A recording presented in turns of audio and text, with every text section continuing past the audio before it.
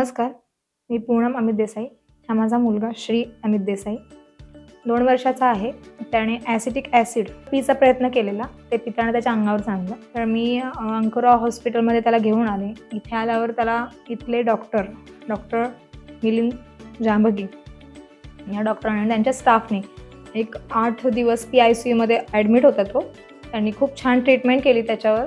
पूर्ण हॉस्पिटल खूप छान आहे. त्यांनी खूप छान ट्रीटमेंट दिली आम्हाला. ॲसिटिक ॲसिड घेतल्यामुळे त्याची अन्ननलिका आणि श्वासनलिका सुजलेली होती. त्याला खाण्यात, श्वास घेण्यात खूप त्रास होत होता.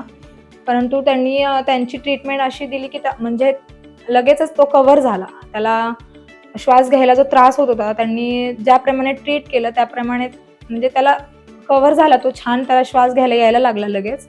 आणि खाण्याचे इश्यूज होते म्हणजे आपल्याला फक्त लिक्विड द्यावं लागत होतं. त्यांनी हळूहळू त्यांची ट्रीटमेंट अशी सुरू ठेवली की 1-2 दिवसातच तो लिक्विडवरून सॉलिड फूड खाऊ शकला. सेमी सॉलिड फूड वगैरे असं तो खाऊ शकतोय आता. ॲसिटिक ॲसिड त्याने घेतल्यानंतर त्याच्या अंगावर पण ते सांडलेलं होतं. त्याला जखमा झालेल्या पायावर, प्रायव्हेट पार्टवर, छातीवर वगैरे त्याच्या जखमा होत्या. त्या जखमा तो लहान असल्यामुळे त्याला ते जास्त इंजुरी होती. त्याची स्किन बर्न झालेली. पण त्यांनी ज्या प्रकारे ते लहान मूल आहे म्हणून त्यांनी ज्या प्रकारे ते हाताळलं ते खूपच म्हणजे वाखाणण्याजोगं होतं. डिस्चार्ज झालेला आहे पण तरी पण त्यांनी तिथून पुढेही त्यांनी जी त्याची केअर करायला सांगितली किंवा जे मेडिसिन्स वगैरे दिलं त्याच्यातून तो हळूहळू कव्हर होतोय. म्हणजे पूर्णपणे तो आता बरा झाला आहे. म्हणजे हे जे सगळं ट्रीटमेंट वगैरे आहे किंवा यांचा स्टाफ, डॉक्टर सगळ्यांनी जे आत्तापर्यंत काम केले ते खूप म्हणजे मला माझ्या मनाला शांती मिळाली. म्हणजे मला खूप छान वाटते. मी सगळ्यांची खूप खूप आभारी आहे. धन्यवाद.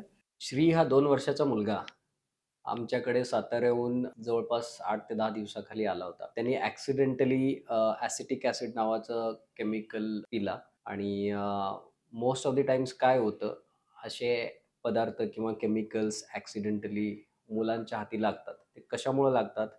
थोडंसं आपल्या ॲज अ पेरेंट आपल्याकडून काही हलगर्जीपणा झाला म्हणजे कळत आता याच्या संदर्भात काय झालं होतं तर ते ॲसिटिक ॲसिड नावाचा पदार्थ त्यांनी पिण्याच्या पाण्याच्या बॉटलमध्ये ठेवलं होतं.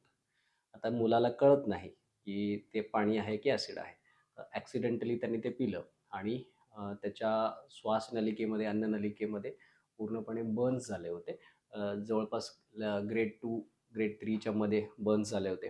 त्याच्यामुळं काय होतं अन्ननलिका आणि श्वासनलिकेमध्ये बाहेर आपल्या त्वचेवर जसे बर्न्स होतात किंवा जळलं जातं तसं आतमध्येही बर्न्स होतात. त्याच्यामुळे अल्सर्स व्हायचे चान्स असतात आणि खूप जर सिव्हिअर झालं तर ते परफोरेट व्हायचे चान्स. परफोरेट म्हणजे छिद्र पडतं त्याच्यामध्ये. असं जर झालं तर it is a very severe problem. आणि लकीली श्री साताऱ्यात डॉक्टर संजय गोरपडे सरांकडे गेला होता इनिशियली. तिकडे सरांनी पाहिलं आणि त्याला इनिशियली स्टॅबिलाइज करून आम्हाला कॉल केलं. आमची ॲम्ब्युलन्स तिकडे गेली साताऱ्याला आणि तिथून व्हेरी सेफली त्याला ट्रान्सपोर्ट करून आपल्याकडे घेऊन आलो. त्याच्यानंतर पुढचं ज्याचं ते ट्रीटमेंट झालं आमच्या ICUमध्ये जवळपास 6 ते 7 दिवस तो होता. आम्ही त्याची एंडोस्कोपी केली. एंडोस्कोपीमध्ये आपल्याला कळालं की त्याचं ग्रेड 2, ग्रेड 3च्या मध्ये बर्न्स झालेले आहेत त्याच्या अन्ननलिकेमध्ये. त्यामुळं सुरुवातीला आपण त्याला ट्यूबद्वारे फीडिंग दिलं आणि जसं त्याचं हिलिंग झालं आम्ही त्याला ओरल फीड्स चालू केलं.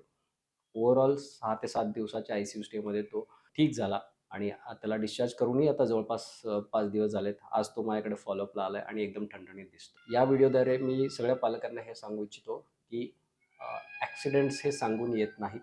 त्यामुळे ॲज अ पेरेंट आपल्या हातात काय आहे की आपण असे केमिकल, मेडिसिन्स किंवा पॉयझनस आयटम्स मुलांच्या हाताला लागू नयेत अशा ठिकाणी ठेवावेत. हेच माझं एक इन्फॉर्मेशन राहील सगळ्यांसाठी. जो कोणी हा व्हिडिओ पाहतायत त्यांनी हा व्हिडिओ आणि मेसेज त्यांच्या नातलगांकडे किंवा मित्रांकडे जरूर पोचवा. धन्यवाद.